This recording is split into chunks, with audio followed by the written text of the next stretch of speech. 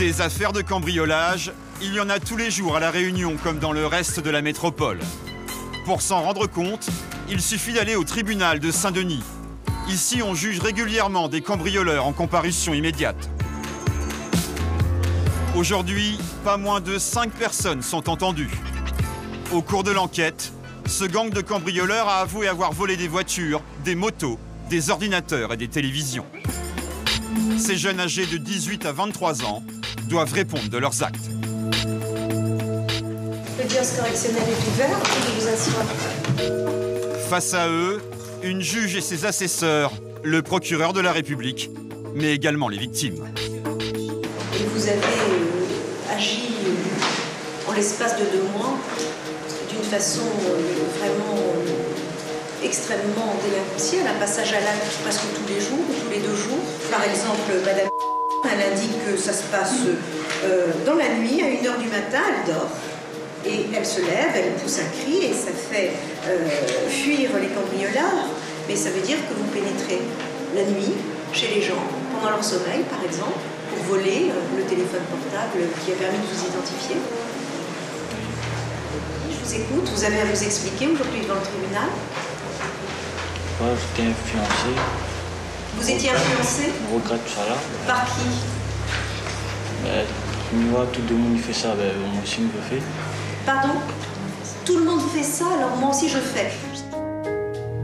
Dans cette bande, certains sont récidivistes, d'autres n'ont pas de casier judiciaire.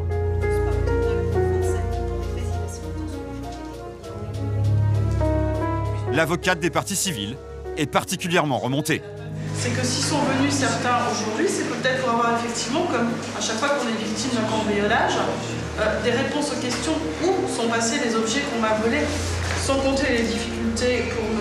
Lorette, qui, comme il n'avait plus de voiture, n'a plus pu aller travailler, donc a perdu son travail pendant un certain temps. Fort heureusement, il vient d'en retrouver un. Il a aussi été en difficulté pendant 3 mois, il n'a pas pu payer son loyer.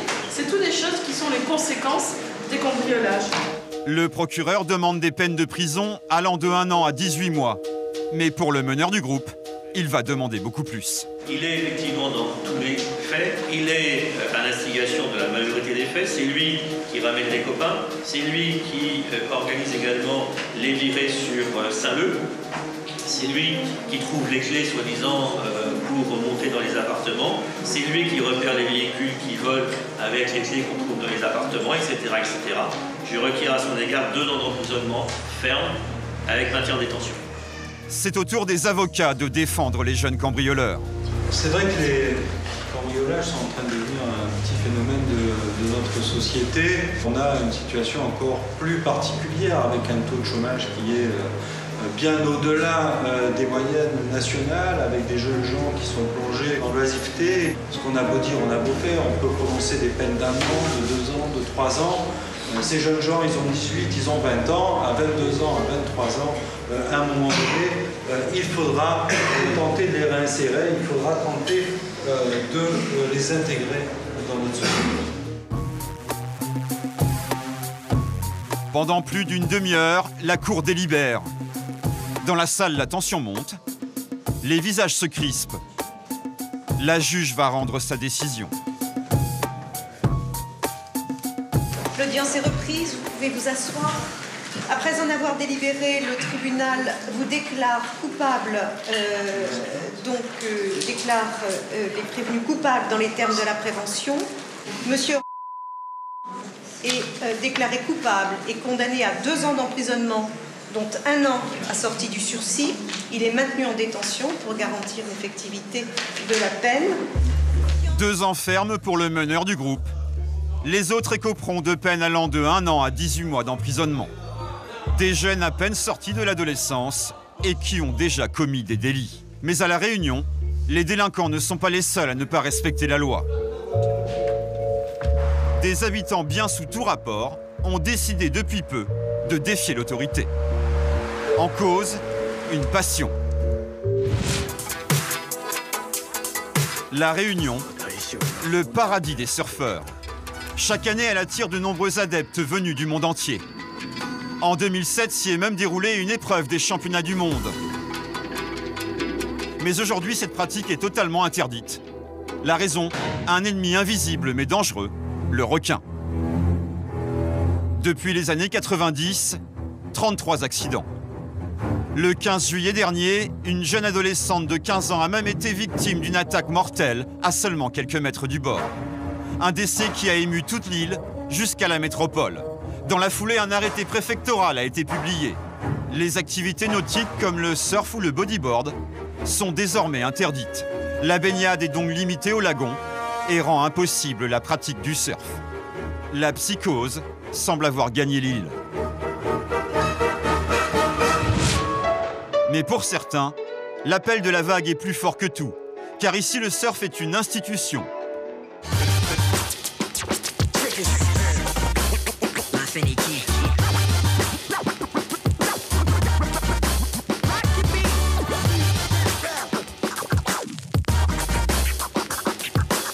Pour dissuader les irréductibles, l'État a même rendu passible la pratique du surf d'une amende de 38 €. Mais il suffit de se rendre à la plage pour constater que cette mesure n'est pas vraiment suivie des faits. La répression pour ce genre de choses, c'est complètement aberrant. Vous voyez, il y a eu plus d'accidents cet hiver dans les Alpes françaises que de problèmes de requins, mais malgré ça, on met pas d'amende aux skieurs sur les pistes, quoi. C'est hallucinant. Bon, bah, c'est peut-être dû aux gros sous qu'il y a derrière les remontrantes, j'en sais rien, mais bon, ouais, c'est un peu aberrant, quoi. On pourrait très bien faire à risque et péril, hein, pourquoi ils taxent les gens? Voilà. Hein. C'est pas une manière de c'est pas une manière de dissuasion en tout cas. Parce qu'on aime trop ça. Et c'est même très dangereux, puisque ça nous pousse à rester peut-être plus longtemps dans l'eau, en attendant que la personne s'en aille pour pas avoir une amende, quoi. Si ces surfeurs ont décidé de ne pas respecter la loi, c'est parce qu'ils pensent pouvoir pratiquer leur sport favori en toute sécurité. Ils ont créé leurs propres règles, observer l'océan, vérifier la transparence de l'eau et ne surfer qu'en milieu de journée, quand la visibilité est à son maximum. Pourtant, ils ont bien conscience que le risque zéro n'existe pas. De toute façon, il y a toujours un petit risque et puis on y pense à chaque fois qu'on rentre, même en dehors des périodes d'interdiction. Toujours, on y pense toujours, mais bon, c'est pas l'élément principal. On a plus envie d'aller dans l'eau que peur d'y aller. C'est un besoin pour la plupart des surfeurs du coin. On ne peut pas se lever sans aller surfer quand la vague est belle. C'est un mode de vie, quoi. On ne peut pas s'empêcher de surfer comme ça, quoi. La vague pour tout le monde.